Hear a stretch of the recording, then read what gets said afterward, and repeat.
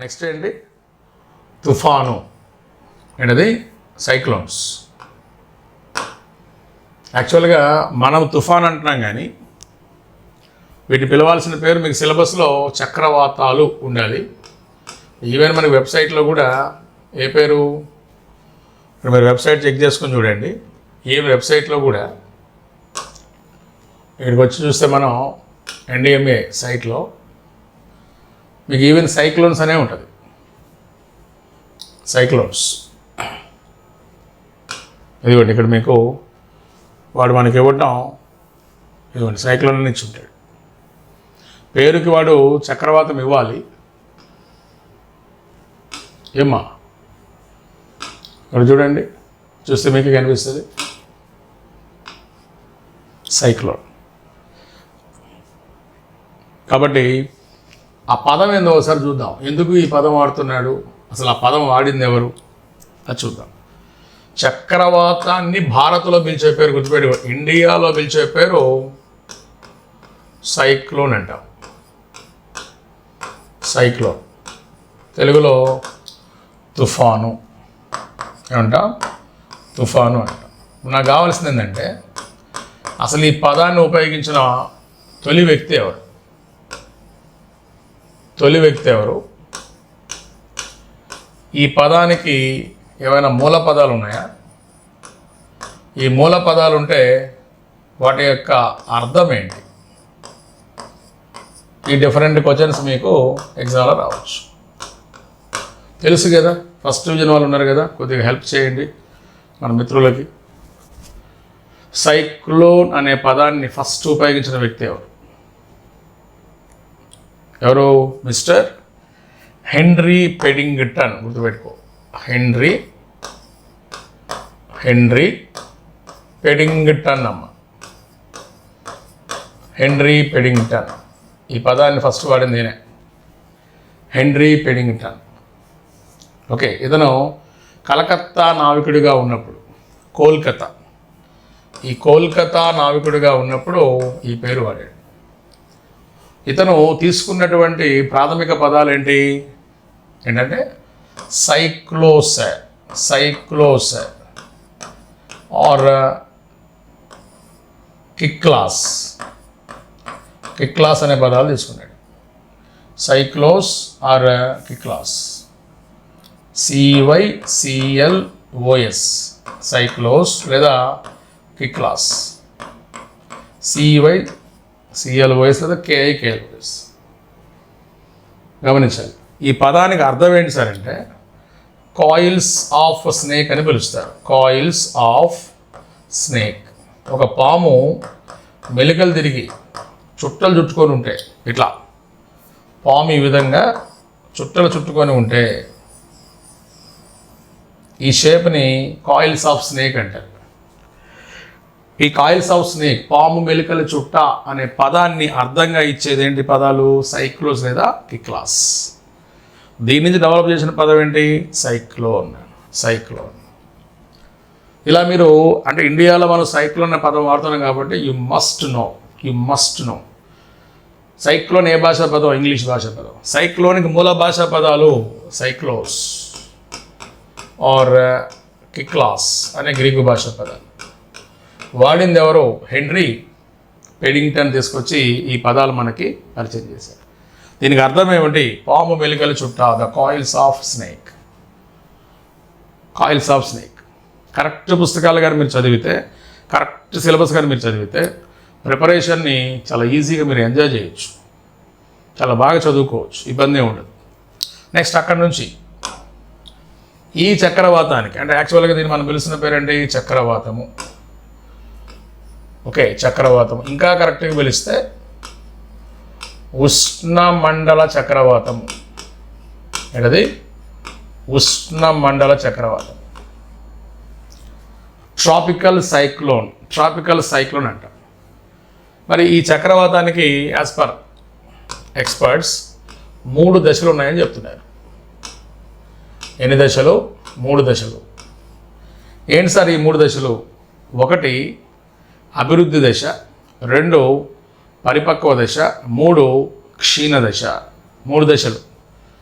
ఒకటి ఏమంటున్నాం, అభివృద్ధి దశ, డెవలపింగ్ స్టేజ్ అంటాం, అభివృద్ధి దశ. 2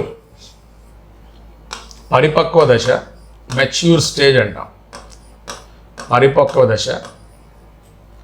3 డిక్లైనింగ్ స్టేజ్ మీన్స్ క్షీణ దశ. ఇలా 3 దశలు ఉంటాయి. ఓకే, ఈ 3 దశలు జాగ్రత్త చూసుకోండి. 1 అభివృద్ధి దశ, 2 అంటే ఈ 3 దశల తర్వాత తుఫాను కనిపించకుండా పోతుంది, ఆ చక్రవాతం అనేది వచ్చి వెళ్ళిపోతుంది. ఏంటి సార్ ఏంటి అంటే, ఇప్పుడు మనం ఫస్ట్ వన్ తీసుకుందాం. Please take the first one. ఏంటి, అభివృద్ధి దశ. ఏంటది, అభివృద్ధి దశ. ఏంటి సార్ ఈ అభివృద్ధి దశ అన్నప్పుడు మీరు ఓషన్ సర్ఫేస్ తీసుకోవాలి, ఇట్లా సముద్ర ఉపరితలం తీసుకోవాలి. ఇలా ఈ సముద్ర ఉపరితలం తీసుకుంటే మీకు ఆటోమేటిక్గా దీని మీద ఒక సెంట్రల్ ఐడియా చేయొచ్చు. ఏంటి, ఓషన్ సర్ఫేస్. ఓషన్ సర్ఫేస్ తీసుకోండి. ఈ ఓషన్ సర్ఫేస్ మనం గమనిస్తే ఈ సముద్ర ఉపరితలం మీద ఉష్ణోగ్రత, ఏంటి, ఉష్ణోగ్రత, ఈ టెంపరేచరు 26 డిగ్రీల సెంటీగ్రేడ్కి వచ్చినప్పుడు, 26 డిగ్రీ సెంటీగ్రేడ్కి వస్తాయి, 26 డిగ్రీ సెంటీగ్రేడ్కి వస్తాయి. ఆ వచ్చిన ఉష్ణోగ్రత సముద్ర లోతుల్లోకి, అంటే లోతుల్లోకి, ఇలా ఈ లోతుల్లోకి 60 మీటర్ల వరకు విస్తరిస్తాయి. 60 మీటర్స్ వరకు విస్తరిస్తాయి.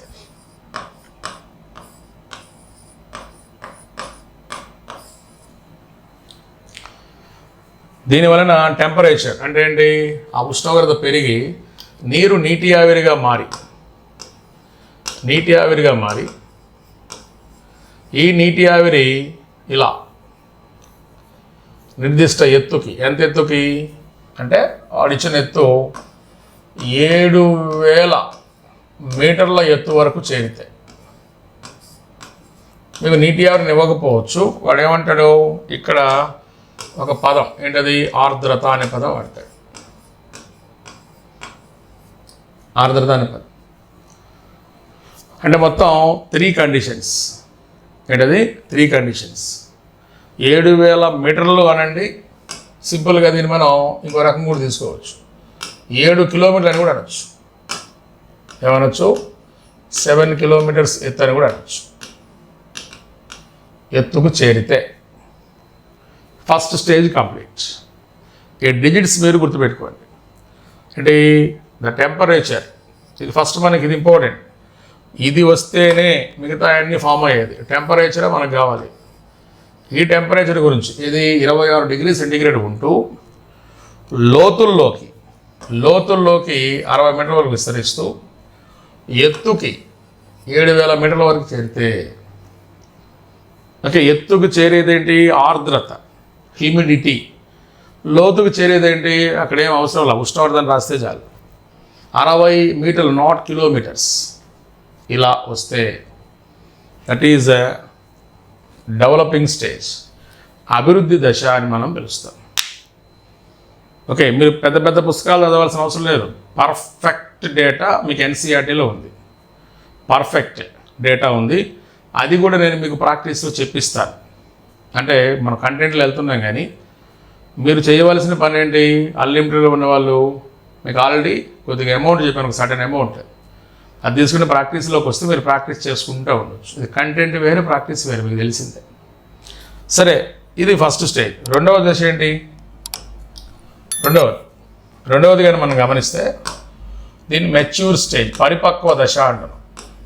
పరిపక్వ దశ ఏంటి, ఇప్పుడు నేను చెప్పినటువంటి ఈ సముద్ర ఉపరితలాలు గమనించండి.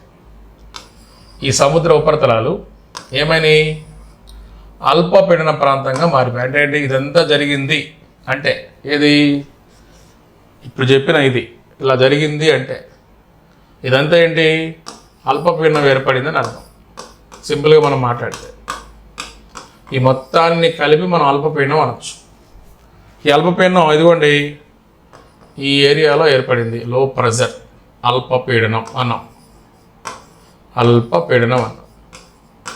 వెంటనే ఏమవుతుంది, ఈ అల్పపీడన ప్రాంతం మీదకు విభిన్న ప్రాంతాల నుంచి ఇటు నుంచి కావచ్చు, ఇటు నుంచి కావచ్చు, ఇటు నుంచి కావచ్చు, ఇటు నుంచి కావచ్చు, ఇటు నుంచి కావచ్చు, ఇట్లా రకరకాల దిక్కుల నుంచి అధిక పీడన గాలులు వస్తాయి. అధిక పీడన గాలులు వస్తాయి. ఎందుకు? గాలికున్న లక్షణం ఏంటి? The air always flows or travels from high pressure to low pressure. ఇలా వెళ్ళే క్రమంలో అంటే ఇవన్నీ high pressure winds. Just H అనే సింబల్ పెట్టుకోండి, ఈజీగా ఉంటుంది. ఈ హై ప్రెజర్ విండ్స్. ఇక్కడ ఉన్నదేంటి? ఇది లో ప్రెజర్, ఇది అల్పపీడన ప్రాంతం ఎల్. కాబట్టి ఇవన్నీ వచ్చినప్పుడు మీకు ఆటోమేటిక్గా ఏమవుతుంది, ఈ ఏరియాలో ఒక్కసారిగా ఏంటి, ఈ ఏరియాలో ఒక చిన్న వార్లపూల్, వర్టెక్స్, ఒక వాయుగుండం జనిస్తుంది. ఏంటి? ఒక వాయుగుండం ఏర్పడుతుంది. వాయుగుండం. ఈ వాయుగుండంతో పాటు మీరు చూస్తే ఆ సముద్ర ఉపరితలాల మీద, అంటే మీరు ఇలా సముద్రం తీసుకున్నప్పుడు ఈ ఉపరితలాల మీద ఇప్పుడు మనం వాయుగుండాన్ని చూసాం కదా, ఇట్లా ఈ వాయుగుండం వలన ఈ పై భాగంలో మనకి మేఘాల పరంపర స్టార్ట్ అవుతుంది. ఇట్లా మేఘాలు వచ్చేస్తాయి. ఈ మేఘాలు మనం ఏమని పిలుస్తాం సార్ అంటే క్యూములో నింబస్ క్లౌడ్స్ అని పిలుస్తాం. ఏంటవి? Cumulonimbus clouds. Cumulonimbus clouds, nimbus మేఘాలు. ఎక్కడైతే చక్రవాతము అనే కాన్సెప్ట్ డెవలప్ అవుతూ వాయుగుండం ఏర్పడుతుందో, ఒక వర్టెక్స్ ఏర్పడుతుంది ఏరియాలో. ఈ వాయుగుండం యొక్క ఎగువ భాగాన మనం ఏం చూడొచ్చు? పెద్ద పెద్ద మేఘాలు, దట్టమైనటువంటి మేఘాలు. ఈ దట్టమైన మేఘాలు మనం ఏమంటున్నాం? క్యూములో నింబస్. నల్లని మేఘాలు ఇలా జనరేట్ అవుతాయి ఆ ఏరియా. ఆ మేఘాల పేరు అడుగుతాడు, గుర్తుపెట్టుకోండి. ఈ క్రమంలో మీరు మామూలుగా చూసారు ఇటు ఉంది, అలా కాకుండా చక్రవాతాన్ని చూసారనుకోండి, ఇదిగోండి ఇది సెంటర్ పార్ట్, ఇది సెంటర్ పార్ట్. దీని చుట్టూ మనకి వాయువులు ఇట్లా తిరుగుతూ మనకి అనిపిస్తాయి, ఇట్లా కనిపిస్తాయి, ఇట్లా. అందుకే ఈ పార్ట్ని ఏమని పిలుస్తారు? దీన్ని ఐ అని పిలుస్తారు. చక్రవాతపు కన్ను ఐ. ఈ బయట ఎడ్జ్ ఉంది కదా, ఈ ఎడ్జ్ని ఐ వాల్ అంటారు, చక్రవాత కుడ్యము అంటారు. ఐ వాల్ అంటారు, ఐ వాల్. మధ్యలో ఉన్నదేమో చక్రవాతపు కన్నుగా పిలువబడుతూ, ఇది చక్రవాతపు కన్నుగా పిలువబడుతూ, ఇక్కడ ఉన్నది ఏమవుతుంది? చక్రవాత కుడ్యము, ఐ వాల్. లెంగ్త్ తీసుకున్నాను అనుకోండి, సపోజ్ ఇది దాదాపు ఈ చివరి నుంచి ఈ చివరికి కానీ, లేదా ఇక్కడి నుంచి ఇంతవరకు కానీ తీసుకుంటే కొన్ని వందల కిలోమీటర్లు ఉంటుంది. 200, 300, 400, 500 అట్లా ఉండొచ్చు. ఇక్కడ కిలోమీటర్స్ అనేవి అంత స్టాండర్డ్ ఏం కాదు, జస్ట్ అవగాహన కోసం ఇచ్చాడు. జనరల్గా మీకు నేను 300 కిలోమీటర్లు అని చెప్పుంటా. అది మీరు కరెక్ట్గా తీసుకోవాల్సిన అవసరం ఏం లేదు, ఎందుకంటే వచ్చే చక్రవాతాన్ని బట్టి ఆ పరిధి పెరగచ్చు, తగ్గచ్చు. కానీ ఇక్కడ మన కాన్సెప్ట్ ఇంపార్టెంట్. ఏంటి కాన్సెప్ట్? మధ్యలో ఉన్న దాని పేరు ఐ అంటున్నాం. గమనించు, దీన్ని ఏమంటున్నాం? ఐ. దీన్ని మనం ఐ అంటున్నాం. ఓకే, ఈ చివరి కనిపిస్తున్నటువంటి దీని పేరు మనం ఏమంటున్నాం? ఐ వాల్ అని మనం పిలుస్తాం. ఇలా ఎప్పుడైతే అవుతుందో అప్పుడు నీకు ఏంటి, ఒక్కసారిగా పరిపక్వ దశ క్లియర్. అంటే ఈ పరిపక్వ దశలు ఏంటి? ఐ వాల్, క్యూములో నింబస్ క్లౌడ్స్, ఇవన్నీ మనం గమనించవచ్చు. ఇది ద సెకండ్ స్టేజ్. ఏంటి? ద మెచ్యూర్ స్టేజ్ అంటాం. ఇంకా అక్కడి నుంచి మూడవ దాని పేరేంటి? క్షీణదశ, డిక్లైనింగ్, క్షీణదశ. ఈ క్షీణదశ అన్నప్పుడు ఏదో ఒక భూభాగం తీసుకోండి, బాగా అర్థమవుతుంది. అంటే ఇప్పుడు ఏదో ఒకటి మన భారతదేశం తీసుకుందాం. ఇలా భారతదేశం ఈస్ట్ తీసుకో, ఇదంతా బే ఆఫ్ బెంగాల్, బంగాళాఖాతం తీసుకో. ఇదిగో ఇక్కడ మీకు నేను చెప్పినటువంటి కండిషన్తో ఒక చక్రవాతం ఏర్పడింది అనుకున్నాం. ఇప్పుడు ఈ చక్రవాతం ఏం చేస్తుంది? ఒక ఒక ప్రాంతం నుంచి మరొక ప్రాంతానికి ప్రయాణం చేసుకుంటూ పోతా ఉంటాయి. అంటే ఇలా ప్రయాణం చేసేటప్పుడు ఇదిగోండి ఏడుకి వెళ్ళొచ్చు, లేదా ఏడుకి వెళ్ళొచ్చు, లేదా ఇక్కడికి వెళ్ళొచ్చు, లేదా ఇక్కడికి రావచ్చు. ఇట్లా ప్రయాణం చేసుకుంటూ ఎక్కడైతే చక్రవాత కేంద్రం, గుర్తుపెట్టుకోండి, కేంద్రం ఎల్లో డాట్ ఇస్తాను, ఈజీగా అర్థమవుతుంది. ఇదిగోండి ఈ కేంద్రం ఎక్కడైతే తీరాన్ని దాటుతుందో ఆ ప్రాంతం మనకి ఇంపార్టెంట్. చక్రవాత కేంద్రం తీరాన్ని దాటాలి. కానీ ఖచ్చితంగా it's having a zigzag movement, ఇట్లా మూమెంట్ ఇలా ఉంటుంది. మూమెంటం ఒక కంటిన్యూస్గా ఇది కదులుతుంది, కానీ ఒక కరెక్ట్ ఒక ప్రాపర్ వేలో అయితే ఇది కదలదు. ఈ ప్రాపర్ వేలో కదలనప్పుడు ఏంటి, అది జిగ్జాగ్ మూమెంట్లో పోతూ చక్రవాత కేంద్రము తీరాన్ని దాటే ప్రాంతం ఏదైతే ఉంటుందో ఆ ప్రాంతాన్ని మనం ల్యాండ్ ఫాల్ ఏరియా అంటారు. అంటే ఇన్ డిక్లైనింగ్ స్టేజ్, క్షీణ దశలో ఖచ్చితంగా ఆ చక్రవాతము తీరాన్ని దాటుతుంది. It reaches coastal area, it cross the land area. ఆ ల్యాండ్లో తీరం దాటుతుంది కాబట్టి దాన్ని మనం ల్యాండ్ ఫాల్ అంటాం. ద మోస్ట్ ఎఫెక్టెడ్ ఏరియా, చక్రవాతం వలన బాగా ఇబ్బంది పడే ప్రాంతం ల్యాండ్ ఫాల్ అంటాం. ఓకే, ఏదైనా చక్రవాతం వచ్చినప్పుడు మనం ల్యాండ్ ఫాల్ ఏరియా గుర్తుంచుకోవచ్చు. బిపర్జాయ్ వచ్చింది గుజరాత్ ఆ ఏరియా మొత్తం, అంటే గుజరాత్ రాష్ట్రమే ల్యాండ్ ఫాల్. హుదూద్ వచ్చింది ఏపీ వైజాగ్. మొన్న మింగ్జాబ్ వచ్చింది. ఆ మింగ్జాబ్ వచ్చినప్పుడు మనకి ఈ కేజీ బేసిన్ పరిసర ప్రాంతాలు మనం చెప్పుకున్నాం. మహాసేన వచ్చింది గతంలో శ్రీలంక. ఒక్కో చోట ఒక్కోటి. లెహర్ వచ్చింది బంగ్లాదేశ్, సిదర్ వచ్చింది బంగ్లాదేశ్, పైలిన్ వచ్చింది ఒడిస్సా, తిత్లీ వచ్చింది ఒడిస్సా అండ్ శ్రీకాకుళం. ఇట్లా ల్యాండ్ ఫాల్ అంటే అధిక నష్టం కలిగే ప్రాంతం. ఈ నష్టము మనం రెండు రకాలుగా తీసుకోవచ్చు. అది ప్రాణ నష్టం కావచ్చు, ఆస్తి నష్టం కావచ్చు. ప్రాణ లేదా ఆస్తి. కాబట్టి అభ్యర్థులు ఈ స్టేజ్లో గమనించాల్సింది ఏంటి, the cyclone definitely reach the coastal area. Okay, అందుకే మనకు చెప్తూ ఉంటారు వార్తల్లో, ఫస్ట్ అల్పపీడనం ఏర్పడిందని. అల్పపీడనం నిదానంగా ఎలా వాయుగుండంగా మారిందని, వాయుగుండం చక్రవాతంగా మారిందని మనకు చెప్తూ ఉంటారు. Okay, very very important. అయితే ఇక్కడ ప్రశ్నలు ఏంటంటే, ఇన్ని జరుగుతున్నప్పుడు ఇది ఈ 3 దశలు జరగడానికి సర్టన్ టైం కావాలి. ఏది ఆ చక్రవాతానికి అంటే ఒక చక్రవాతం యొక్క కనిష్ట కాల పరిమితి, గరిష్ట కాల పరిమితి,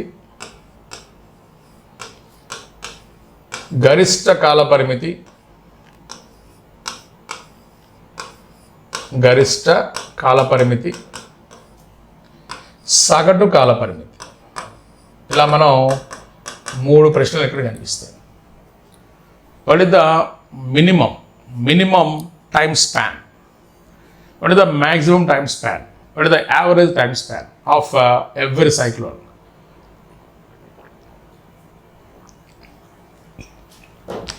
మినిమం టైము మనం ఎంత తీసుకోవచ్చానంటే ఒక రోజు తీసుకోవచ్చు, 1 డే, లేదా 24 గంటలు అనొచ్చు, 24 hours మినిమం. మ్యాక్సిమం మీరు 3 వారాలు తీసుకోవచ్చు, లేదా 21 రోజులు తీసుకోవచ్చు, 21 days తీసుకోవచ్చు. యావరేజ్ 6 రోజులు తీసుకోవచ్చు, 6 days. మన బుక్లో ఇచ్చిందైతే 6 రోజులు ఇచ్చాడు, 6 days. యావరేజ్న 6 రోజులు ఏమా, గరిష్టంగా 3 వారాలు లేదా 21 రోజులు, కనిష్టంగా 24 hours ఆర్ 1 day. ఇలా మనం తీసుకోవచ్చు. ఒక చక్రవాతం యొక్క కాల పరిమితి తెలుస్తుంది. ఇక్కడ వాయువ్య చైనా ప్రాంతంలో, యాక్చువల్గా వాయువ్య చైనా అనుకుంటే వాయువ్య పసిఫిక్ అనండి, పసిఫిక్ ప్రాంతంలో జాన్ అనే పేరుతో ఒక టైఫూన్ వచ్చింది. ఇది ఇప్పటి వరకు 30 days ప్లస్ ఉంది రికార్డ్స్ ప్రకారం. 30 days 31 days దాకా ఉంది. గరిష్టంగా ఇప్పటి వరకు అత్యధిక సమయం ఉన్నటువంటి చక్రవాతం, అధిక సమయం ఏంటి? టైఫూన్ జాన్. ఇది టైఫూన్ జాన్ 30+ తీసుకోండి. మీకు పుస్తకాల్లో 31 days అని ఇచ్చాడు. 30+ అంటే ఒక నెల ఉందని. ఇక్కడ వాయువ్య పసిఫిక్ అంటే నార్త్ వెస్ట్ అన్నాం కదా, ఆ నార్త్ వెస్ట్ పసిఫిక్లో మనం దీన్ని చూడవచ్చు. ఎప్పుడైతే నువ్వు టైఫూన్ అని పేరు అన్నావో అది ఏరియా ఏంటి? చైనా ఆర్ జపాన్ ఏరియా అనొచ్చు. ఎందుకంటే చక్రవాతాలు మనం చైనా మరియు జపాన్లో నీ పేరు పెట్టి పిలిచేది ఏంటని? టైఫూన్ అని. అన్ని చోట్ల పిలవరు. కాబట్టి ఇప్పటి వరకు రికార్డ్స్ ప్రకారం ఎక్కువ కాలం కొనసాగినటువంటి చక్రవాతం అంటే టైఫూన్ జాన్. సింపుల్గా జాన్ అనే పేరుతో ఉన్న టైఫూన్. ఈ టైమింగ్ మీదనే ఇక్కడ మనకు క్వశ్చన్ పడుతుంది. తీసుకోండి. ఇది చక్రవాతం అన్నప్పుడు. నెక్స్ట్ అక్కడి నుంచి వరదలకు వెళ్దాం. నెక్స్ట్ ఏరియా ఏంటి? నెక్స్ట్ వరదలు. చెప్పండి నాన్న, వరద అంటే ఏంటి? ఒక నిర్దిష్ట ప్రవాహం, గుర్తుపెట్టుకోండి. ఒక నిర్దిష్ట ప్రవాహం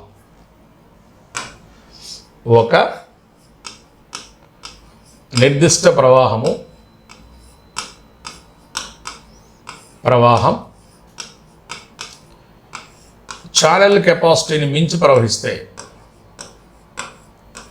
ఛానల్ కెపాసిటీని మించి ప్రవహిస్తే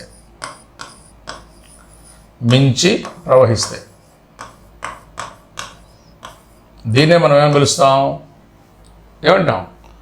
వరద అని పిలుస్తాం. అంటే any stream in flowing mode, అంటే అది ప్రవహిస్తున్నప్పుడు if it is exceeding level of channel capacity, exceeding levels, channel కెపాసిటీని మించి ప్రవహించినప్పుడు దాన్ని మనం వరద అని పిలుస్తాం. Very very important. కాబట్టి జాగ్రత్త మనం గమనించాలి. ఇక్కడ ఛానల్ కెపాసిటీ అంటే ఏంటి సార్? మీరు కొత్త పదం చెప్తున్నారంటే ఏం లేదు. ఒక నిర్దిష్ట ప్రవాహంలో గరిష్టంగా నీటి మట్టం ఉండే స్థితి లేదా నీరు ఉండే స్థితి. గరిష్టంగా నీరు ఎక్కడైతే ఉంటుందో, గరిష్టంగా గమనించు, ఈ గరిష్టంగా నీరు ఉంటే ఆ గరిష్టంగా నీరు ఉన్న స్థితిని ఛానల్ కెపాసిటీ అంటాం. అది ఏదైనా కానీ ఒక ప్రవాహము తనలో గరిష్టంగా నీటిని నిలిపి ఉంచుకునే స్థితి, ఆ స్థితి పేరే ఏంటి? Channel capacity.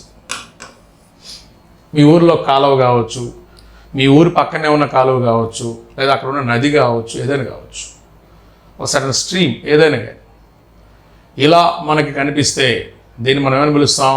వరద అని పిలుస్తాం. అయితే ఈ వరద మనకి నదులకు సంబంధించి గమనించు, పర్వతాలలో వస్తుంది.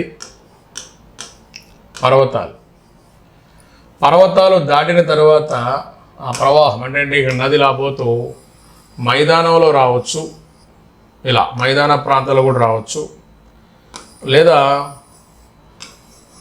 సముద్ర ప్రాంతాల్లో కూడా రావచ్చు ఇట్లా వరద. అందుకే ఈ ఏరియాను మనం ఏం చేస్తాం? 3 భాగాలు చేస్తాం. ఒకటి పర్వత ప్రాంతము, 2 ఇదంతా మైదాన ప్రాంతము, ఇది ముఖద్వార ప్రాంతం, మౌత్ అంటాం. ముఖద్వారం. పర్వతము, మైదానము, ముఖద్వారం. పర్వతము, మైదానము, ముఖద్వారం. పర్వతము, మైదానము, ముఖద్వారం. ఇలా మనకు కనిపిస్తే ఏమ్మా అంటే ఏంటి? పర్వతాలలో వరద రావచ్చు, మైదాన ప్రాంతాల్లో వరద రావచ్చు, ముఖద్వారాలు రావచ్చు. ఇక్కడ ముఖద్వారాల్లో వరద అనేది సహజం, ఇది కామన్. ఎందుకంటే నీళ్లు బాగా ఎక్కువగా ఉండటం, నీరు బాగా డెడ్ స్లోగా ఉండటం ఇట్లా. అయితే ఇక్కడ మన ప్రాబ్లం ఏంటి? ఒక ప్రశ్న అడుగుతూ ఉన్నాడు. ఒకవేళ ఒక ప్రాంతంలో ఆకస్మిక వరద వచ్చిందంటే, ఆకస్మిక వరద యొక్క కాల పరిమితి అంటున్నాడు. ఆకస్మిక వరద యొక్క కాల పరిమితి, what is the average time అడుగుతున్నాడు. ఎక్కువగా మీకు ఆకస్మిక వరదలు ఇక్కడ ఎక్కువ వస్తాయి, ఫ్లాష్ ఫ్లడ్స్ అంటాం. ఎక్కువగా వచ్చేది ఫ్లాష్ ఫ్లడ్స్ ఇక్కడ వస్తాయి. ఇది ఎఫ్ఎఫ్, సింపుల్గా ఒక షార్ట్ కట్ పెట్టుకో, ఎఫ్ఎఫ్ ఫ్లాష్ ఫ్లడ్స్ ఇక్కడ ఎక్కువ వస్తాయి. ఇక్కడ తక్కువ, మైదాన ప్రాంతంలో తక్కువ ఈ ఎఫ్ఎఫ్ ఫ్లాష్ ఫ్లడ్స్. కానీ నేను ఏమడుగుతున్నాను, if that is flash flood, what is the time span అంటున్నాం. చెప్పండి, ఈ టైం స్పాన్ ఎంత ఉండొచ్చు?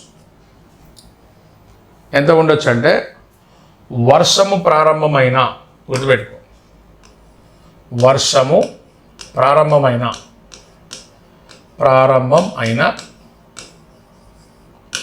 6 గంటల వరకు లేదా 6 గంటల లోపు,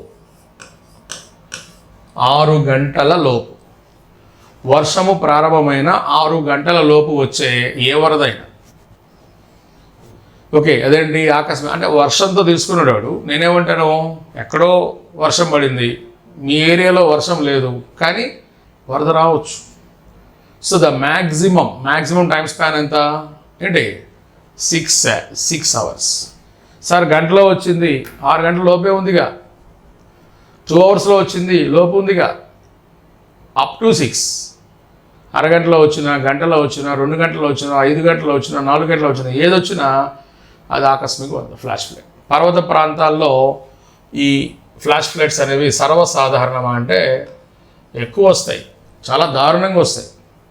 ఇక్కడ ముఖద్వారంలో వరదలు రావడం సహజం అంటాం, కానీ ఇక్కడ ఫ్లాష్ ఫ్లడ్ ఉండదు. ఎందుకంటే ఎప్పుడో నది బయలుదేరింది, ఆ పాటికి ఇన్ఫర్మేషన్ వచ్చేస్తుంది, we can easily escape. But in mountainous area, if you want to escape, maybe it possible are not. తప్పించుకోవడానికి అవకాశం ఉండొచ్చు, ఉండకపోవచ్చు. నేనేమంటాను, అవకాశాలు తక్కువ ఉంటాయి. 90% నువ్వు తప్పించుకోలేవు. ఎందుకు? విత్ ఇన్ మనకి వరదలు వచ్చే అవకాశం ఉంటుంది. ఏమన్నా ఎగ్జాంపుల్ ఉందా సార్? ఇంతసేపు చెప్తున్నారు కదా మీరంటే, ఉంది కదా. మనకి ఇప్పటికీ చెప్పుకునే ప్రముఖ వరద పర్వత ప్రాంతాల్లో ద మోస్ట్ డేంజరస్ 2013లో 2013లో జూన్ ప్రాంతంలో వచ్చినటువంటి ఉత్తరాఖండ్ వరద. ఉత్తరాఖండ్ వరద ఏంటి ఈ వరద ప్రత్యేకత? ఈ వరద వచ్చినప్పుడు పరిసర ప్రాంతాల్లో ఉన్నటువంటి ఏంటి అలకనంద, దీంతోపాటు మందాకిని, ఈ ప్రాంతాల వరదలు వచ్చాయి. ఓకే, అలకనంద, మందాకిని. అందులో మందాకిని ఇంకా ఫేమస్. మెయిన్ అలకనంద తీసుకోండి, ఎందుకంటే మెయిన్ ఏరియా అది.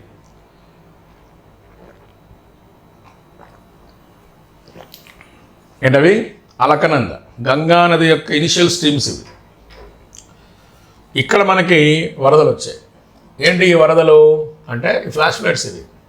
ఆ రోజు వరదలు వచ్చినప్పుడు పరిసర ప్రాంతాల్లో చోరాబరి అనే ఒక గ్లేసియర్ మెల్ట్ అవ్వటం కూడా ఒక ప్రత్యేకమైన కారణం. ఈ గ్లేసియర్ మెల్ట్ అవ్వటం, ఇంకోవైపున ఈ నదులు, దీంతోపాటు అక్కడ ఉన్నటువంటి గౌరీకుండ్, అలానే గాంధీకుండ్ అనే సరస్సులు, ఈ సరస్సులు నిండటం. అంటే ఒకవైపున నది, గమనించు, ఒకవైపున ఏడేమో నది ఉంది ఈ ఏరియాలో, నదులు, ఇంకోవైపున గ్లేసియర్, ఒక హిమనీ నదం,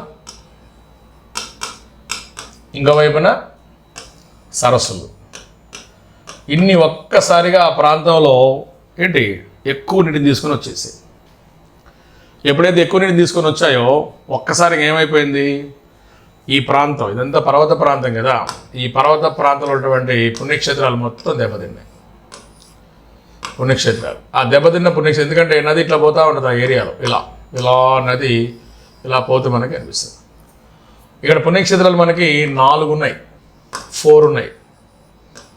ఈ 4 కాబట్టి వీటిని ఏమంటాం? చారుధామ్ అంటాం. ఏమంటాం? చారుధామ్. నది యొక్క పర్వతీయ దశలో ముఖ్యంగా మంచి ఉదాహరణ మీరు 2013 జూన్ ఫ్లడ్స్ తీసుకుంటే ఇవి కనిపిస్తాయి. ఏంటవి? చార్ధామ్. రాయండి, మీరు చార్ట్లో రాసేసేయండి. 1 కేదార్నాథ్,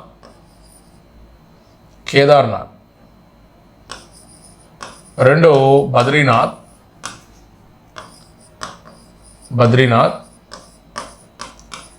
3 గంగోత్రి, 4 యమునోత్రి. కేదార్నాథ్ ఫ్లడ్స్ అంటే మీరు నెట్లో కూడా చూసి మీకు దొరికిపోతుంది ఈ డేటా. కేదార్నాథ్, బద్రీనాథ్, గంగోత్రి, యమునోత్రి 4. ఇక్కడ ఒక పట్టణం ఉంటుంది. ఈ పరిసర ప్రాంతాల్లో ఒక సిటీ డెవలప్ అయింది. ఈ ఏరియాలో, ఈ నది పరిసర ప్రాంతాల్లో ఒక సిటీ డెవలప్ అయింది. ఈ ప్రాంతంలో ఒక సిటీ. ఈ సిటీ పేరు రాంబారా. గుర్తుపెట్టుకోండి, రాంబారా అని ఒక పట్టణం పర్వత పాదాల దగ్గర ఉంటుంది. ఈ పట్టణం అయితే గాయం, పూర్తిగా అదృశ్యం అయిపోయింది, అంటే వరదల్లో కొట్టుకోబోయింది. ఇన్ని ప్రశ్నలు ఉన్నాయి ఈడ. ఓకే, జస్ట్ మీకేంటి? ఉత్తరాఖండ్ వరద అంటాడు, ఉత్తరాఖండ్ వరద అంటాడు. ఈ వరదలో మీరు ఇంత డేటా చదువుకోవాలి. ఉత్తరాఖండ్ వరద చూసుకొని మీరు వర్కౌట్ చేసుకోండి. ఆ పట్టణం పేరేంటి? రాంబారా. అయితే ఇప్పటికీ చాలామందికి అర్థం కాని ఏంటంటే, మీరు లోపలికి వెళ్తే మీకు నెట్లో చూపిస్తా. ఈ కేదార్నాథ్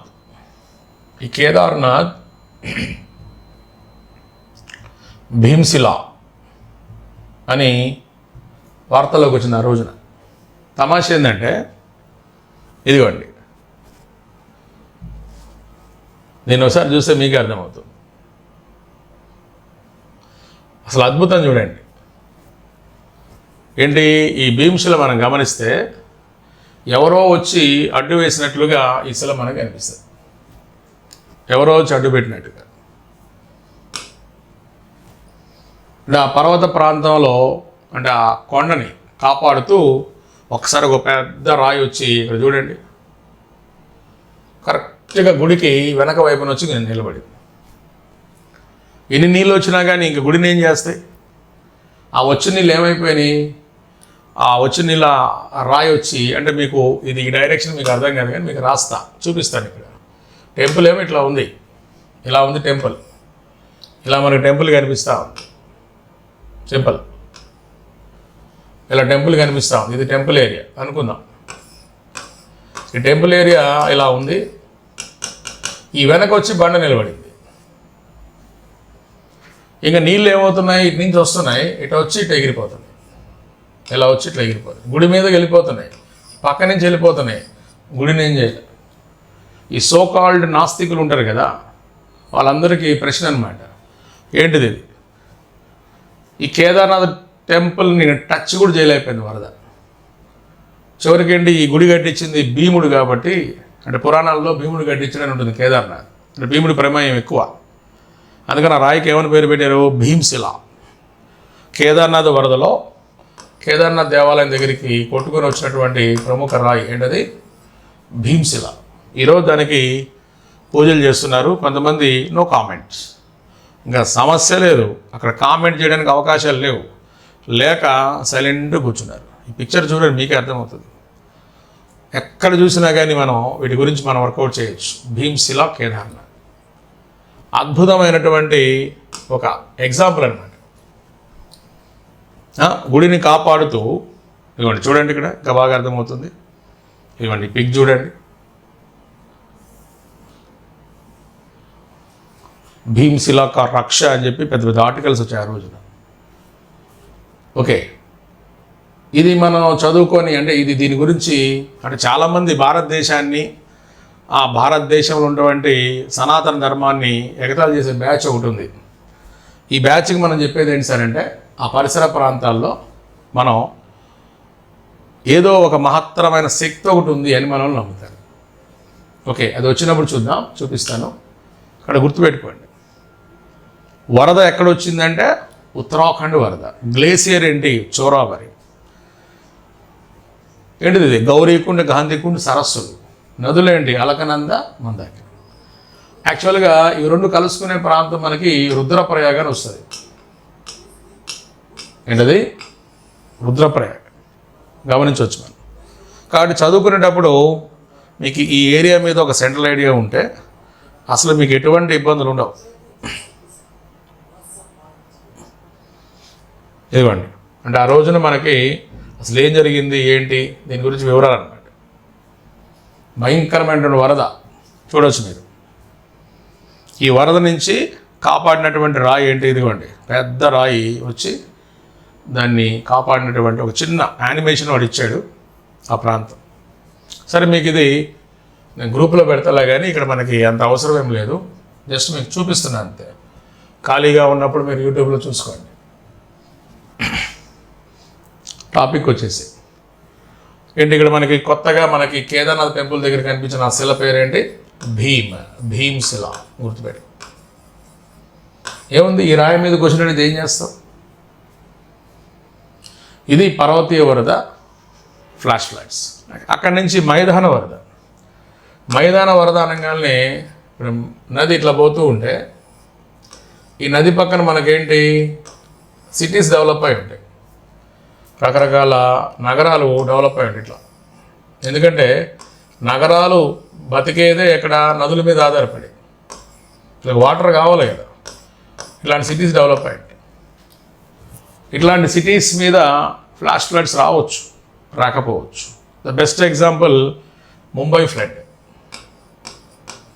ముంబై వరద. ఒక ముంబై అనే మహానగరం వరదలో ఇరుక్కుపోవడం అనేది ఒక చారిత్రాత్మకమైనటువంటి ఒక సంఘటన. కాబట్టి ముంబై ఫ్లడ్ ఇది ఇక్కడ యాక్చువల్గా మన వరద మైదానం అంటే రెండు వస్తాయి, బంగర్, ఖాదర్ అనే మైదానాలు వస్తాయి. మీరు వినే ఉంటారు. ఓకే, అవి మనం చూడవచ్చు. మీకు ఎట్లా వినింగ్ చేయాలో చెప్తాను అవి. ఇక్కడ మనకి ముంబై ఫ్లడ్ అనేది మైదాన వరదకి మంచి ఉదాహరణ. మైదాన వరద అనొచ్చు ముంబై ఫ్లడ్ని, దాంతోపాటు పట్టణ వరద అని కూడా అనొచ్చు. గుర్తుపెట్టుకో, ముంబై వరదని మానవ తప్పిదం అనొచ్చు, ప్రకృతిలో భాగంగా పట్టణ వరద అనొచ్చు. అంటే ఒక రకంగా మీరు మైదాన ప్రాంత వరద అని గుర్తుపెట్టుకోండి, మైదాన వరద అని గుర్తుపెట్టుకోండి. అదొక సిటీ కాబట్టి అర్బన్ ఫ్లడ్గా కూడా గుర్తుపెట్టుకోండి. ఈ మధ్యకాలంలో మీకు సిలబస్లో దీని మీద ప్రశ్నలు వస్తున్నాయి, అర్బన్ ఫ్లడ్స్ మీద. ద బెస్ట్ అర్బన్ ఫ్లడ్ మన భారతదేశ చరిత్రలో మనం తీసుకున్నట్లయితే ఏంటి? ముంబై ఫ్లడ్. గుర్తుపెట్టుకోవాలి. జస్ట్ మీరు దాని గురించి చెక్ చేసుకొని మీకు దొరికిపోతాయి. ఇంకా మనకి మిగిలింది ఏంటి? ముఖద్వార వరద. ఇక్కడ వరదలు సహజం కాబట్టి అంతగా మీరు చదవాల్సిన అవసరం అంటూ మనకి ఏముండదు. గుర్తుపెట్టుకో, ఎందుకంటే నదీ ముఖద్వారాల వద్ద నీళ్ళు కొద్దిగా ఎక్కువ ఉంటాయి కాబట్టి ఎక్కువ ఈజీగా మనం చదివేసేయచ్చు. అంటే శాఖోపశాఖలకు నది విడిపోవటం ఇవి మనం చూడవచ్చు. So if there is any flood it divides into 3 types అంటున్నాం. ఇది రిగార్డింగ్ ఏరియాస్ 3. ఈ ఏరియాస్ బట్టి మనం తీసుకున్నప్పుడు ఏంటి? పర్వత ప్రాంత వరద, అలానే మైదాన ప్రాంత వరద, అలానే ముఖద్వార వరద. ఇలా మనం చదువుకోవచ్చు. ఓకే, ఇక్కడ మీరు వరదల గురించి చదివేటప్పుడు ఒకటి గుర్తుపెట్టుకోండి, ఇది మీకు ఇక్కడ లేదు కానీ వరల్డ్ జాగ్రఫీ మీకు సిలబస్లో ఉంది కాబట్టి గిల్బర్ట్ సిక్స్త్ పవర్ లా అనే ఒక సూత్రం గుర్తుపెట్టుకోండి. నది యొక్క వేగానికి, నది యొక్క రవాణా సామర్థ్యానికి మధ్య ఉన్నటువంటి సూత్రం ఇది. గుర్తుపెట్టుకో, నది వేగం,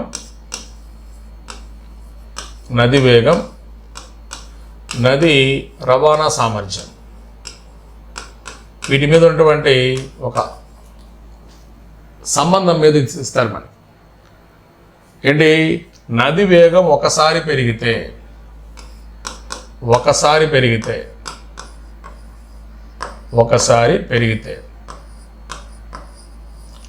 దాని యొక్క రవాణా సామర్థ్యం 2 పవర్ 6 లేదా 64 రెట్లు పెరుగుతుంది అనేది ఈ సూత్రం. 64 రెట్లు పెరుగుతుంది. ఓకే, దాని ఫ్లడ్డింగ్ కెపాసిటీ అనమాట. ఇక్కడ గుర్తుంచుకోండి, దీన్నే Gilbert 6th power law, 6th power law అని పిలుస్తారు. గిల్బర్ట్ 6th పవర్ లా, గమనించండి. ఓకే, ఏంటి ఒకసారి పెరిగితే 6th పవర్ లా అన్నాడు కాబట్టి ఏం తీసుకున్నాం మనం, 2 power 6, 2 power 6 అంటే మీకు 64 వస్తుంది. చెప్పిన వ్యక్తి ఎవరు? గిల్బర్ట్. మోస్ట్ ఇంపార్టెంట్ అనమాట. ఈ ఫ్లడ్స్ చదివేటప్పుడు మీకు వరల్డ్ జాగ్రత్త సిలబస్ ఉంది కాబట్టి జాగ్రత్త గుర్తుపెట్టుకో. 2 power 6 = 64 కాబట్టి ఒకసారి పెరిగితే 64 సార్లు లేదా 64 రెట్లు పెరుగుతుంది అనేది మనం చూసుకోవాలి. ఎందుకంటే రివర్కి 2 లక్షణాలు ఉంటాయి. ఒకటి కెపాసిటీ, 2 కాంపిటెన్స్. కాంపిటెన్స్ అనే 2 లక్షణాలు ఉంటాయి. కెపాసిటీ, కాంపిటెన్స్, నది యొక్క సామర్థ్యము, సమర్థత. ఓ రకంగా రెండవది ఏంటి, పోటీతత్వం. ఇప్పుడు నదిలో చిన్న చిన్న ఆకులు, అలములు, తేలికపాటి పదార్థాలు కొట్టుకొని పోతూ ఉంటాయి అనేది కెపాసిటీ. నదిలో పెద్ద పెద్ద బండరాళ్ళు కూడా కొట్టుకొని పోగలవు అని చెప్పేది కాంపిటెన్స్. పెద్ద బండరాళ్ళు కూడా. ఇప్పుడు మీరున్నారు, నేను ఎప్పుడు మన అభ్యర్థులనే ఉదాహరణ చెప్తా. గ్రూప్ 2 రాయటానికి degree qualification, that is your capacity. అంటే అర్థం ఏంటి, నీకున్న ఒక అర్హత. ఓకే, ఒక అర్హత. కానీ నువ్వేం చేసావు, గ్రూప్ 2 అనే ఒక ప్రపంచంలో కూర్చున్నావు. వచ్చినాక తెలుస్తుంది నీకు, అందరూ డిగ్రీ హోల్డర్సే. అప్పుడు తెలుస్తుంది ఏంటి పెద్ద బండరా అంటే ఏందనేది. నీ ముందున్న పెద్ద పెద్ద సిలబస్ అన్నమాట. చిన్న చిన్న పుస్తకాలను చదవగలవు డిగ్రీ క్వాలిఫికేషన్తో, బట్ సిలబస్ ఇచ్చినప్పుడు గమనించండి, మీకు బాగా యాప్ట్ అవుతుంది. మన భారతదేశంలో ద మోస్ట్ డేంజరస్ రివర్స్ కోసి ఒకటి, బ్రహ్మపుత్ర ఒకటి, దామోదర్ ఒకటి, ఇవన్నీ దీనికి ఉదాహరణ. ఓకే, కాబట్టి ఈ రివర్ ఫ్లడ్స్ అన్నప్పుడు ఖచ్చితంగా మీకు ఈ గిల్బర్ట్ 6th పవర్ లా. కాబట్టి మీరు నేను అప్లికేషన్ పెట్టా అంటే కుదరదు కదా. ఇది గ్రూప్స్కి పెద్ద పెద్ద టార్గెట్స్ని కూడా వంచగలిగే శక్తి, జయించగలిగే శక్తి నీకు రావాలంటే నీకంటూ ఒక సెల్ఫ్ డిసిప్లిన్ ఉండాలి. ఆ డిసిప్లిన్తో మనం ముందుకెళ్తే you will be Brahmaputra, you will be కోసి. ఒక ప్రవాహంలాగా, ఒక పెను ప్రవాహంలాగా ఏం చేస్తావు, సాధారణ ప్రిపేర్ చేసే వాళ్ళని ముంచేసి నువ్వు నిలబడతావు. కామన్ ఇది. కాబట్టి చాలా అద్భుతమైనటువంటి కంపారిజన్, నాకు బాగా ఇష్టం ఈ కంపారిజన్. స్టూడెంట్స్ని మనం పోల్చుకున్నాం, గమనించింది. ద మోస్ట్ పవర్ఫుల్ రివర్ కదా మా భారతదేశంలో, ద శక్తివంతమైన నది బ్రహ్మపుత్ర, ద సన్ ఆఫ్ బ్రహ్మ. ఇదే మనం తీసుకుంటాం. ఇది వరదలు. నెక్స్ట్ దీని తర్వాత కరువులు. నెక్స్ట్ వన్ ఏంటి, కరువులు. కరువు అంటే ఏంటి, what is meant by drought? కరువు అనగా చెప్పండి నాన్న.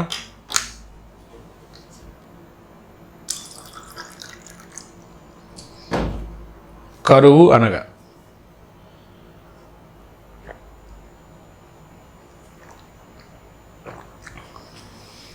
చెప్పాలి. కరువు అంటే ఏమిటి?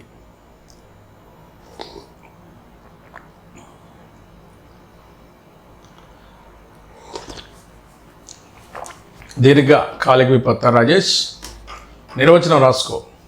ఏంటి, ఒక నిర్దిష్ట సమూహం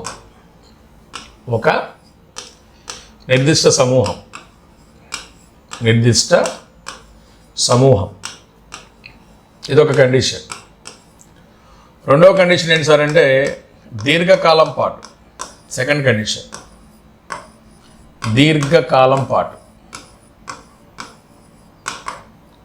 ఏంటి, తినటానికి తిండి త్రాగటానికి నీరు, ఇవి రెండు సంపాదించడానికి, ఇవి రెండు సంపాదించడానికి సంపాదనకు కనీస ఉపాధి లేని స్థితి, ఇదే కరువు. ఒక అద్భుతమైనటువంటి నిర్వచనం ఇది. అక్కడ వ్యక్తిని తీసుకోవట్లా, ఏం తీసుకుంటున్నాడు? ఇదిగోండి, ఒక సమూహం, ఒక కమ్యూనిటీ తీసుకుంటున్నాడు. అది కూడా దీర్ఘకాలం, 1-2 రోజులు కాదు. అంటే ఒక గుంపు, ఒక ఊరికి కొద్ది రోజుల పాటు, అంటే దీర్ఘకాలం పాటు తిండి లేకుండా, నీరు లేకుండా ఉంటూ, అరే లేదు తిండి నీరు లేదు, అరే సంపాదించుకుందామంటే సంపాదించడానికి ఆ ఊర్లో ఉపాధి కూడా లేదు. ఇట్లాంటి స్థితినే కరువు పీడిత స్థితి అంటారు, కరువు పీడిత సమాజం అంటారు. ఊళ్ళు వలసలు వెళ్తూ ఉంటాయి. వెళ్ళడానికి కారణం ఏంటి? ఒక వ్యక్తికి ఈ స్థితి ఉందనుకుంటే వాడిని పేదోడు అంటారు. He is a pauper, he is a poor person. But ఒక ఊరు ఒక 100 గడపలు, ఒక 500 గడపలు, ఒక గ్రామం ఈ బాధలో పడింది అనుకోండి, ఉపాధి లేదు. అంటే అర్థం ఏంటి? ఇక్కడ ఆ పర్సన్స్ పని చేయడానికి ఇష్టపడుతున్నారు, పని దొరకని స్థితి. ఇప్పుడు మీ ఊరుందమ్మా, నేను ఎప్పుడు చెప్తూ ఉంటా, మన ఊరికి హైదరాబాద్కి, మన ఊరికి విజయవాడకు, మన ఊరికి విశాఖకు, మన ఊరికి బెంగళూరుకు, మన ఊరికి ముంబైకి ఉన్న తేడా ఏమిటి? ద పొటెన్షియాలిటీ మీన్స్ ఉపాధి కల్పించే స్థితి మన ఊరికి ఉండదు. హైదరాబాద్కు ఉంది, వైజాగ్కు ఉంది, విజయవాడకు ఉంది, బెంగళూరుకు ఉంది, మహానగరాలకు ఇంకా ఎక్కువ ఉంటుంది పొటెన్షియాలిటీ. ఆ పొటెన్షియాలిటీ ఉంటే పని చేసే వ్యక్తి రకరకాల పనులు చేసాం. ఇప్పుడు చూడండి, ఆటో వేసేవాడు ఉన్నాడు, క్యాబ్ డ్రైవర్ ఉన్నాడు, హోటల్స్ ఉన్నాడు. ఈవెన్ మన కోస్తా ప్రాంతం నుంచి చిన్న టీవీఎస్లోనూ ఒకటి తెచ్చుకొని వెనక సెట్టింగ్ చేసుకొని దోశలు అమ్ముకుంటూ ఉంటారు. 100 మంది కనిపిస్తారు హైదరాబాద్లో. ఎర్లీ మార్నింగ్ దానికి ఒక గొడుగు ఒకటి పెట్టుకుంటాడు, చట్నీకి ఒక టిఫిన్, దోశలకు ఒక టిఫిన్, బోండాలు, ఇడ్లీలు అన్నీ పెట్టుకొని సరదాగా వర్క్ చేసుకుంటాడు. హ్యాపీగా ఆ కూడల్లో పెట్టుకొని ₹1, ₹2, ₹10 దోశ పెట్టి అమ్ముకొని పోతూ ఉంటాడు. అంటే ఆ కెపాసిటీ అతనికి ఉంది, అతనికి ఉపాధి లభించేటటువంటి ఏరియా కూడా ఉంది. అట్లాంటి ఏరియాస్ కానీ లేకుండా ఉంటాయి. ఇప్పుడు మన ఊరు చూసుకోండి, సాయంత్రం 6, 6:30, 7, ఇప్పుడు యూట్యూబ్లో వచ్చినాయి కాబట్టి, కొద్దిగా నెట్ వచ్చింది కాబట్టి కొద్దిగా మేలుకుంటున్నారు. కానీ 6:30, 7 చీకటే పడిందంటే చాలు, కథం, ఎవ్వడు కనపడ్డు. ఇంకా తాగుబోతులు, మందుబాబులు, సిగరెట్ తాగేవాళ్ళు కొద్దిగా కనిపిస్తున్నారు, కానీ ఏముండదు. అందుకే మీ ఊళ్ళో ఉపాధి ఒకవేళ దొరికిన 5,000, 10,000 పర్ మంత్, 15,000 అంతే. 20,000, 30,000 ఊళ్ళో ఎవరు కావాలంటే మన ఊరు దాటాలి. కాబట్టి ఇట్లాంటి స్థితిని ఏమంటే మనం కరువు. మన ఊర్లన్నీ కరువు పీడిత సమాజాలే. ఈస్ట్ గోదావరి, వెస్ట్ గోదావరి వీటి గురించి ఎందుకు గొప్పగా చెప్పుకుంటారంటే మంచి మంచి పంటలు పండుతాయి. ఓకే, వాళ్ళకి సీజనల్ ఏదన్నా అన్ఎంప్లాయ్మెంట్ ఉంటుందేమో, కానీ కరువు సమాజం అయితే కాదు. అనంతపూర్ తీసుకో, రాయలసీమలో the best example to drought. తెలంగాణలో మహబూబ్నగర్ తీసుకో, బెస్ట్ ఎగ్జాంపుల్. ఇక్కడ మనం తీసుకోవాల్సింది ఏంటి? ప్లీజ్ టేక్ ఏ కమ్యూనిటీ, ఒక సమూహాన్ని తీసుకోండి, ఆటోమేటిక్గా తెలుసు. మరి ఇటువంటి కరువుని మనం స్వభావం పరంగా తీసుకుంటే రకరకాలుగా తీసుకోవచ్చు. ఏంటా కరువు? ఒకటి వాతావరణ సంబంధ కరువు అంటారు. మెటీరియాలజికల్ డ్రాట్ అంటాం. వాతావరణ సంబంధ కరువు, వాతావరణ సంబంధం ఉండొచ్చు. రెండవది జల సంబంధ కరువు ఉండొచ్చు. జల సంబంధ కరువు కనిపించవచ్చు. మూడవది వ్యవసాయ సంబంధ కరువు కనిపించవచ్చు. వ్యవసాయ సంబంధ కరువు. ఈ 3 కంటిన్యూ అయినాయి అనుకోండి, సామాజిక ఆర్థిక సంబంధ కరువు. యాక్చువల్గా ఇక్కడ ఏంటంటే వర్షాలు పడని స్థితి వాతావరణ కరువు అంటాం, గుర్తుపెట్టుకోండి. దీనికి మన ఇండియాలో పెట్టిన పేరు ఎల్ నినో కండిషన్ అంటారు. కొన్నిసారి ఎగ్జామ్లో పడింది. ఎల్ నినో అనేది ఎటువంటి అంశం అంటే వాతావరణ సంబంధ అంశం. ఎప్పుడైతే మీకు వర్షాలు సరిగా పడవో, వర్షాలు కురవో, గ్రౌండ్ వాటర్ తగ్గిపోద్ది. అప్పుడు జల సంబంధ కరువు అంటాం, భూగర్భ జలం తగ్గిపోతుంది. పంటలు సరిగా పండవు, దిగుబడి సరిగా ఉండదు, వ్యవసాయ సంబంధ కరువు. ఇది జరుగుతూ జరుగుతూ జరుగుతూ దీర్ఘకాలం మనకి వెళ్ళిపోతూ ఉంటుంది. దీర్ఘకాలం. ఈ దీర్ఘకాలంలో సొసైటీలో కూడా వస్తువుల ధరలు పెరిగిపోవటం, మనుషుల్లో నీతి నిజాయితీ తగ్గిపోవటం, ఇట్లాంటి కండిషన్స్ వచ్చాయనుకోండి, దాన్ని మనం సామాజిక ఆర్థిక సంబంధ కరువు, డిక్లైనింగ్ ఆఫ్ మోరల్ వాల్యూస్ అంటాం. నైతిక విలువల పతనం. నైతిక విలువల పతనం. దయాదాక్షిణ్యాలు ఉండవు, కొట్టుకుంటూ ఉంటారు, చంపుకుంటూ ఉంటారు, తిట్టుకుంటూ ఉంటారు. ఎందుకు? ఇవన్నీ ఎప్పుడైతే ఉంటాయో ఫ్రస్ట్రేషన్ పీక్స్లో ఉంటుంది. విపరీతమైన పేదరికం, ఏదో కొందామన్న దొరకదు. అప్పుడు దాన్ని ఏమని పిలుస్తామంటే సామాజిక ఆర్థిక, సోషియో ఎకనామికల్ డ్రాట్ అంట. ఇది కానీ వచ్చిందంటే ఆ కండిషన్ డ్రాట్ అనద్దు, దుర్భిక్షం అనంటే. సంవత్సరాల తరబడి ఆఫ్రికా ఖండంలో ఇట్లాంటి కండిషన్స్ ఉన్నప్పుడు దాన్ని ఏమంటాం? ఫెమైన్. డ్రాట్ అనేది సింపుల్ వర్డ్, ఫెమైన్తో పోలిస్తే దుర్భిక్షం. తరాలు తరాలు తరాలు తరాలు ఇబ్బంది పడతాయి. ఎవరు అంటే పసిపిల్లలు, గర్భిణీ స్త్రీలు ఇబ్బంది పడుతూ ఉంటారు. వీళ్ళని తరాలు అంటాం. గర్భిణీ స్త్రీలు తరాలకు వాహకాలుగా పనిచేస్తే పసిపిల్లలు ఒక తరం. అది వీళ్ళు వ్యాధులతో, రకరకాల జబ్బులతో, రకరకాల శారీరక సంబంధ రుగ్మతలతో బాధపడుతూ ఉంటే that is socio economical drought. అందుకే పసిపిల్లలకు మనం మంచి ఆహారం ఇవ్వాలి. పసిపిల్లలను కలిగి ఉన్నటువంటి గర్భిణీ స్త్రీలకు అంతకంటే మంచి ఆహారం ఇవ్వాలి. ఎందుకు? పుట్టే పిల్లలు ఆరోగ్యంగా ఉంటే అంతకు మించిన ఆస్తి లేదు. లేదంటే సొసైటీలో అతను ఒక పరాన్నజీవిగా, పారాసీట్గా మారింది అనుకోండి, సొసైటీ మీద ఆధారపడి సొసైటీకి ఇబ్బంది కలిగిస్తాడు తప్ప నాకు సాయం చేయండి వర్క్ చేయడు. వర్క్ చేయకుండా సాయం చేయమంటే అతని వల్ల భారం. కాబట్టి సోషియో ఎకనామిక్ డ్రాట్ అనేది చాలా డేంజరస్ డ్రాట్గా మనం చెప్తాం. ఓకే, ఇది కాదు, డిపెండ్ అపాన్ రెయిన్ఫాల్, వర్షపాత లోటు తీసుకోండి. దీని ప్రకారం కూడా మనం కరువుని తీసుకోవచ్చు. వర్షపాత లోటు 75%, తక్కువ నుంచి తీసుకుందాం, 25% లోటు, అంటే 0 నుంచి 25, 25 నుంచి 50% లోటు, 50 నుంచి 75% లోటు. అంటే కురవాల్సిన వర్షం మీరు 100 అనుకుంటే ఈ లోటు 100% వర్షంలో 25% నమోదైతే 25% అలా నమోదైనప్పుడు ఆ లోటును ఏమని పిలుస్తాం? ఆ కరువును సాధారణ కరువు అంటారు. నార్మల్ డ్రాట్, సాధారణ కరువు. లేదు, వర్షపాత లోటు 25 నుంచి 50కి వెళ్ళిపోయింది, దీనిని మితమైన కరువు అంటారు. మిత, ఇంగ్లీష్లో మీరు మోడరేట్ అనండి. ఏమంటారు? మోడరేట్ డ్రాట్గా పిలుస్తారు. లేదు, లోటు 75 దాకా వెళ్ళిపోయింది, దీన్ని తీవ్ర కరువు, సివియర్ డ్రాట్. సివియర్ డ్రాట్, తీవ్రమైన కరువు. గమనించాలి.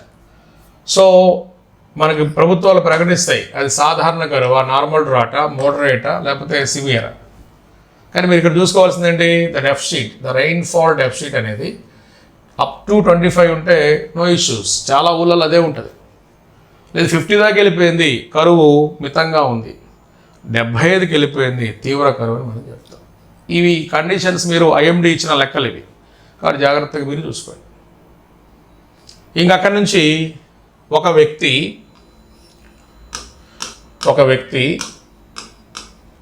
ఒక రోజులో ఉపయోగించే నీరు ఆధారంగా, ఇది కూడా నీరు లీటర్లలో తీసుకోండి. ఈ కండిషన్స్ గుర్తుపెట్టుకోండి. ఒక వ్యక్తి, మహిళ కానీ పురుషుడు కానీ, ఒక రోజులో 1 డేలో కన్జంప్షన్ చేస్తున్న వాటర్ ఎంత లీటర్స్లో మనం తీసుకుంటే ఎలా తీసుకుంటున్నాడు? 0 నుంచి 200 లీటర్లు, 201 నుంచి 400 లీటర్లు, 401 నుంచి 600 లీటర్లు, 600 లీటర్ల ప్లస్ ఇంకా అంతమించి ఎంతైనా కావచ్చు. ఇలా మనకి 4 కండిషన్స్. ఒక వ్యక్తి ఒక రోజులో 1 డేలో ఉపయోగించే నీరు అనమాట. ఇలా 200 లీటర్స్ వరకు వాడితే ఇతన్ని హీరో అంటారు. లేడీస్ అయితే హీరోయిన్ అనొచ్చు, ఎందుకంటే లేడీస్ కూడా ఎక్కువ వాటర్ యూసేజ్ ఉంటుంది. లేదు దాటింది ఇన్ బిట్వీన్ 2 to 4 అన్నాడు, ఇతన్ని సేవర్ అంటారు. లేదు ఇంకా దాటింది 600 దాకా వెళ్ళిపోయింది, ఎక్స్పెన్సర్ అంటారు.